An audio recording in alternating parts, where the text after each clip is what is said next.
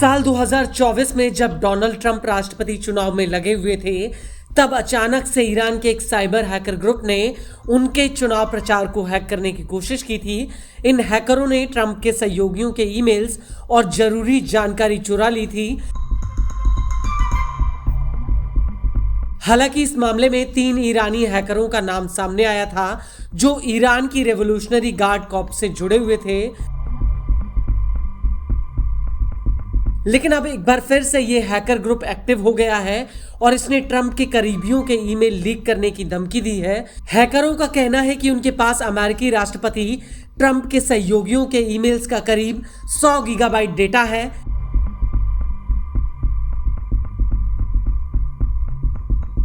हैकरों का दावा है कि उनके पास व्हाइट हाउस के chief of staff Susie Wiles, Trump के वकील लिंडसे हेलिग्राम, सलाहकार रॉगर स्टोन और पॉर्नस्टार से ट्रंप की विरोधी बनी स्टॉर्मी डैनियल से जुड़े ईमेल्स हैं। आपको बता दें कि इसको लेकर न्यूज एजेंसी रॉयटर्स और इन हैकरों के बीच 29 जून और 30 जून के बीच एक चैटिंग हुई है।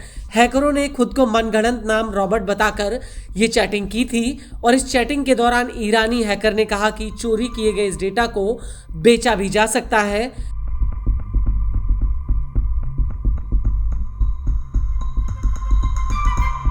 हालांकि हैकरों ने इसको लेकर कोई जानकारी नहीं दी है कि चुराए गए इस डेटा में क्या क्या कंटेंट है।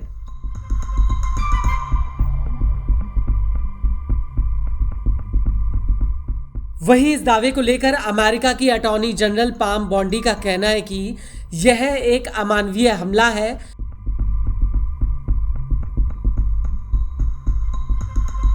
वहीं दूसरी तरफ इसको लेकर अमेरिका की cyber security and infrastructure security agency सीसा ने इसे एक डिजिटल प्रोपेगेंडा यानी ट्रंप के खिलाफ डिजिटल दुष्प्रचार बताया है। We're turning the country around fast. We love you all. Thank you very much and good luck. Thank you. और चेतावनी दी है कि इन कृत्यों की कोई माफी नहीं होगी।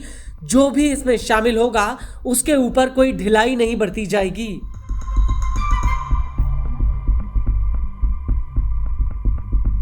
एजेंसी ने इसको लेकर बाकायदा अपने बयान में कहा कि एक शत्रुतापूर्ण विदेशी कथित रूप से चुराई गई और असत्यापित सामग्री का अवैध रूप से गलत इस्तेमाल करने की धमकी दे रहा है ताकि ध्यान भटकाया जा सके, बदनाम किया जा सके और विभाजन किया जा सके।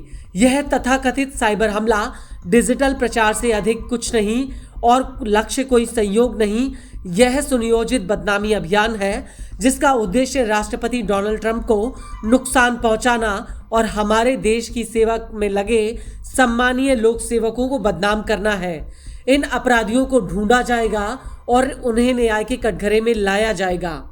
आपको बता दें कि पिछले साल 2024 के चुनाव प्रचार के दौरान इसी ईरानी हैकर ग्रुप ने ट्रंप की एक वकील के साथ पैसों की लेन-देन की जानकारी सार्वजनिक करने का दावा किया था, जिसमें ट्रंप और वकील पॉर्नस्टार स्टॉर्मी डैनियल को अपना मुंह बंद रखने के लिए पैसों के लेन देन की कथित बातचीत कर रहे थे।